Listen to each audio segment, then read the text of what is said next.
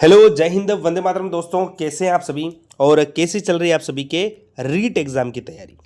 REET exam 2025 की तैयारी करने वाले सभी साथियों के लिए क्लास बहुत इंपॉर्टेंट होने वाली है।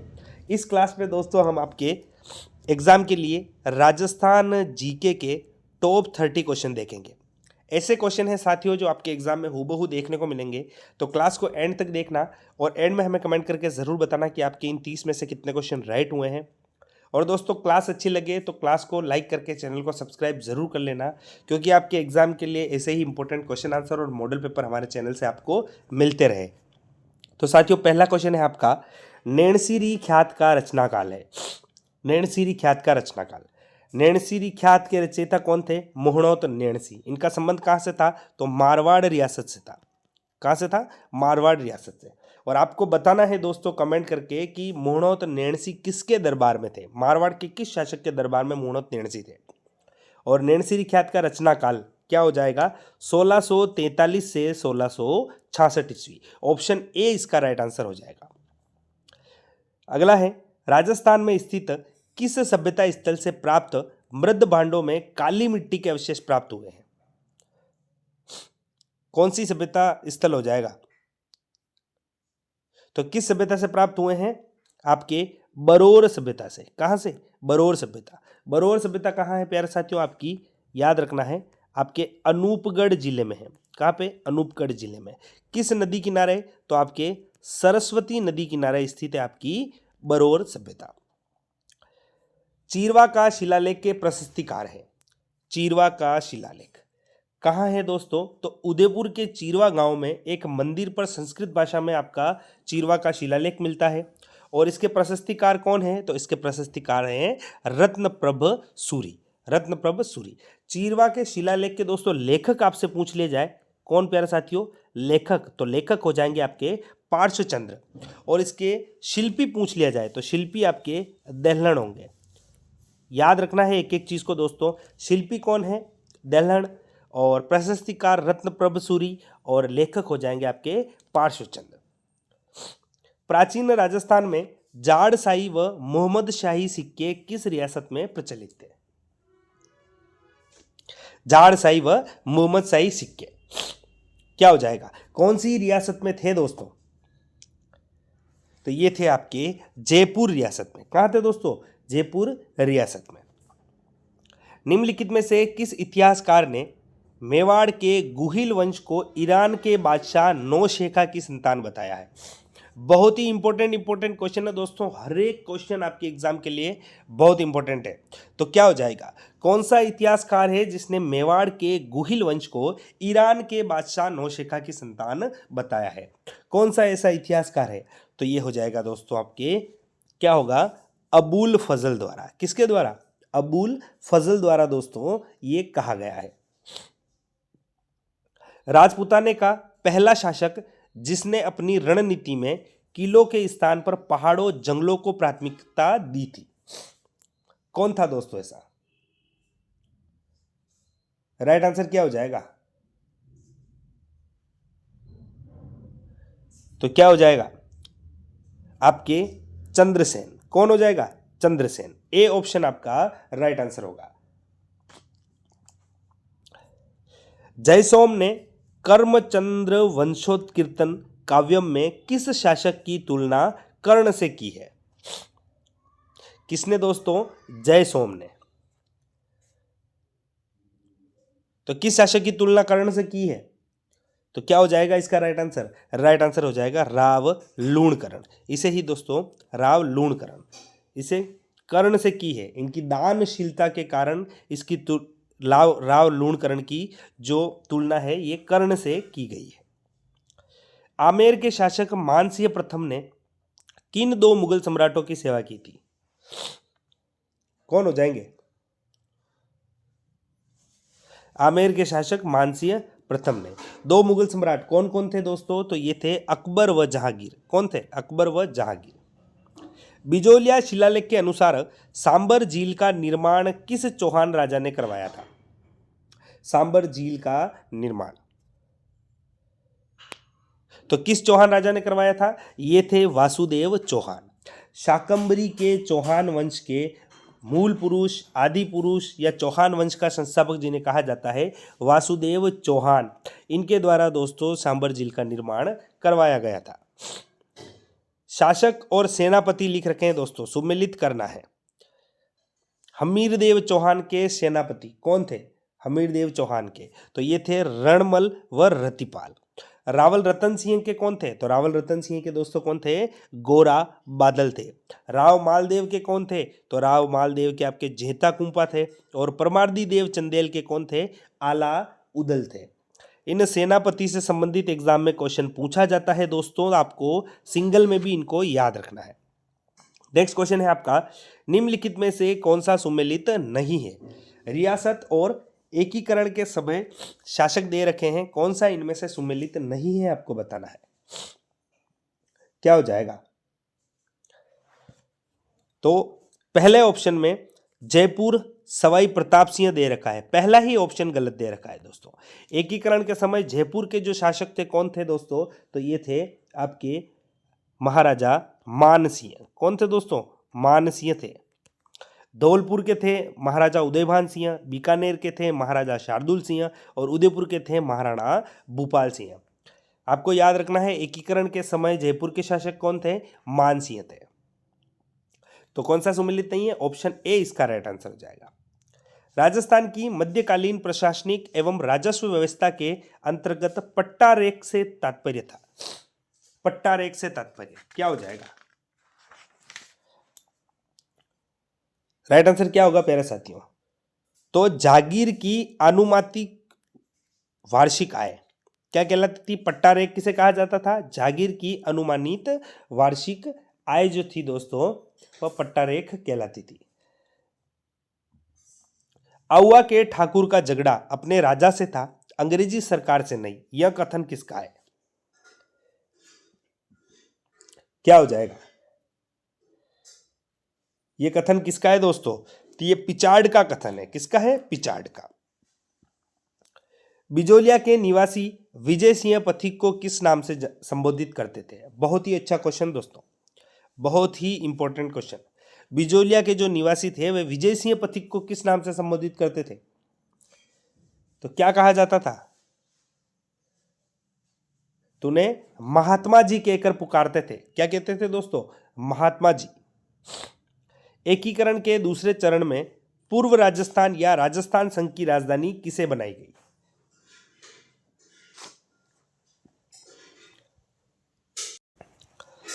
किसे बनाई गई दोस्तों?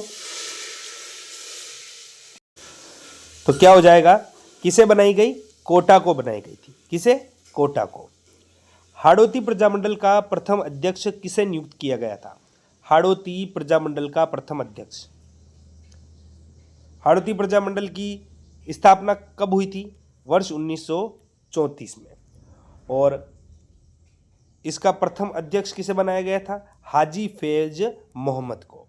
किसके द्वारा स्थापना की गई थी दोस्तों? तो आपके नैनूराम शर्मा द्वारा। किसके द्वारा? नैनूराम शर्मा द्वारा दोस्तों आपके हाड़ौती प्रजामंडल की स्थापना की गई थी। तो क्या ऑप्शन ए इसका राइट आंसर हो जाएगा?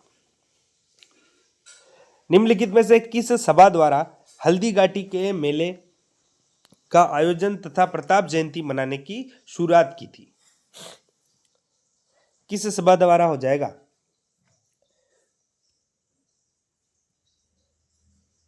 तो राइट आंसर क्या होगा दोस्तों? प्रताप सभा। क्या हो जाएगा? प्रताप सभा। 1915 में दोस्तों आपके महाराणा प्रताप की स्मृति में बलवंत सिंह मेहता के निर्देशन में उदयपुर में प्रताप सभा की स्थापना की गई थी। प्रताप सभा की स्थापना कब हुई? 1915 में। किसके निर्देशन में हुई थी? तो आपके बलवंत सिंह मेहता के निर्देशन में। बलवंत सिंह मेहता के निर्देशन में। और इसी सभा के द्वारा दोस्तों आपके हल्दी घाटी मेले का आयोजन तथा प्रताप जयंती मनाने की शुरुआत की थी। प्रमुख नेता त्रिलोक चंद माथुर, चिरंजी लाल शर्मा व मान सिंह का संबंध था। कौन से प्रजामंडल से था दोस्तों? त्रिलोक चंद्र माथुर, चिरंजी लाल शर्मा व मान सिंह का संबंध। तो कौन सा प्रजामंडल था? ये था दोस्तों आपका करौली प्रजामंडल। आपसे पूछ लिया जाए करौली प्रजामंडल की स्थापना कब हुई? 1938 ईस्वी में। कब हुई थी? 1938 ईस्वी में। पंडित बंशीधर शर्मा की अध्यक्षता में मीणा सुधार समिति की स्थापना कब की गई? मीणा सुधार समिति की स्थापना किसकी अध्यक्षता में की गई? पंडित बंशीधर शर्मा की अध्यक्षता में। और कब की गई साथियों? तो ये की गई थी आपके अप्रैल 1944 में। कब की गई? अप्रैल 1944 में। महाराजा शार्दुल सिंह किस राजवंश के अंतिम शासक थे? किस राजवंश के अंतिम शासक थे? तो ये थे बीकानेर के राठौड़ वंश के। किसके? बीकानेर के राठौड़ वंश के। कर्क रेखा राजस्थान के किस भाग से होकर गुजरती है?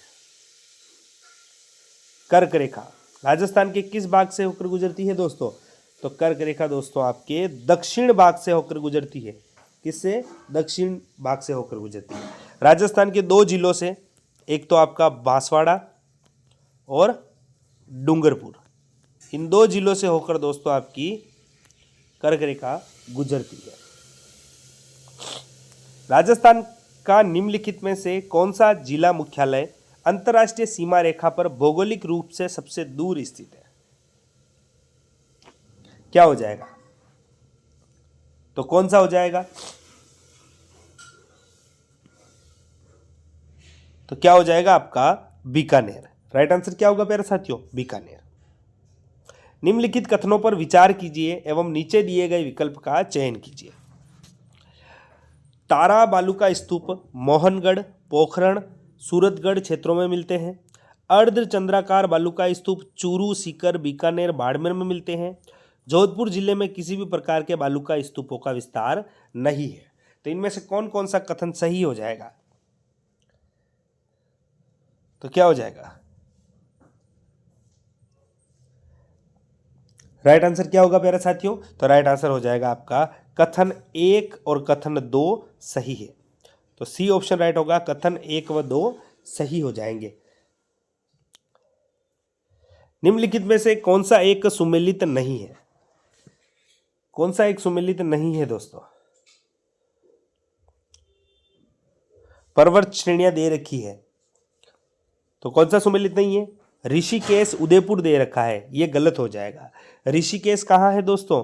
ऋषिकेश आपके सिरोही में है, उदयपुर में नहीं है। कहाँ है? आपके सिरोही में स्थित है। लोहारगल दोस्तों आपके झुंझुनू में है। जारोला बाकर जालोर में है और कुंभलगढ़ आपके राजसमंद में है। राजस्थान में कम वर्षा का कारण निम्नलिखित में से अरावली की कौन सी स्थिति के कारण है? कम वर्षा का कारण निम्नलिखित में से अरावली की कौन सी स्थिति के कारण है? क्या हो जाएगा? तो राइट आंसर क्या होगा प्यारे साथियों? इसका मानसून के समांतर होना। किसका? इसका मानसून के समांतर होना दोस्तों राजस्थान में कम वर्षा का कारण हो जाएगा।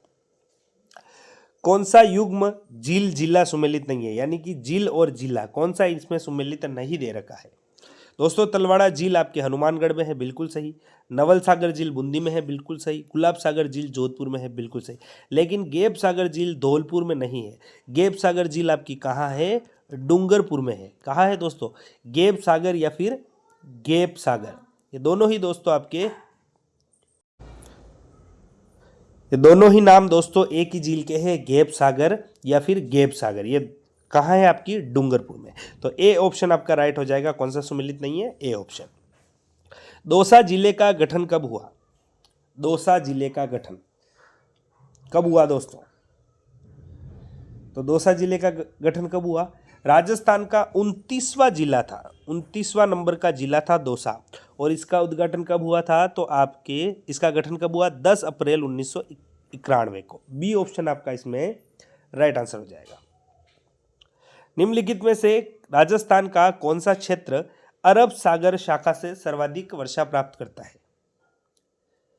अरब सागर शाखा से सर्वाधिक वर्षा प्राप्त करने वाला क्षेत्र कौन सा हो जाएगा?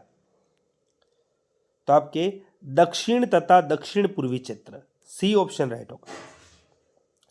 राज्य का आर्द्र जिला कौन सा है?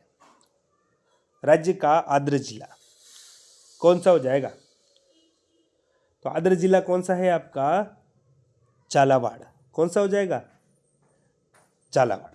आर्द्र जिला पूछ लिया जाए आपका झालावाड़ होगा। न्यूनतम आर्द्रता वाला जिला पूछ लिया जाए तो जैसलमेर होगा। और सर्वाधिक आर्द्रता वाला स्थान पूछ लिया जाए आपसे तो माउंट आबू होगा। और न्यूनतम आर्द्रता वाला स्थान पूछ लिया जाए आपसे तो फलोदी होगा। और लास्ट क्वेश्चन है आपका, अति आर्द्र जलवायु प्रदेश में राज्य का कौन सा जिला स्थित नहीं है? इनमें से कौन सा जिला स्थित नहीं है अति आर्द्र जलवायु प्रदेश में? तो क्या हो जाएगा, कौन सा नहीं है? आपका उत्तरी चित्तौड़गढ़। कौन सा नहीं है दोस्तों? उत्तरी चित्तौड़गढ़। तो ये थे दोस्तों आपके लिए 30 क्वेश्चन। आपके इनमें से कितने क्वेश्चन राइट हुए हैं ईमानदारी से कमेंट करके जरूर बताना। क्लास अच्छी लगी हो तो क्लास को लाइक करना और ऐसे ही इंपॉर्टेंट क्वेश्चन आंसर पाने के लिए हमारे चैनल को सब्सक्राइब जरूर करना। धन्यवाद।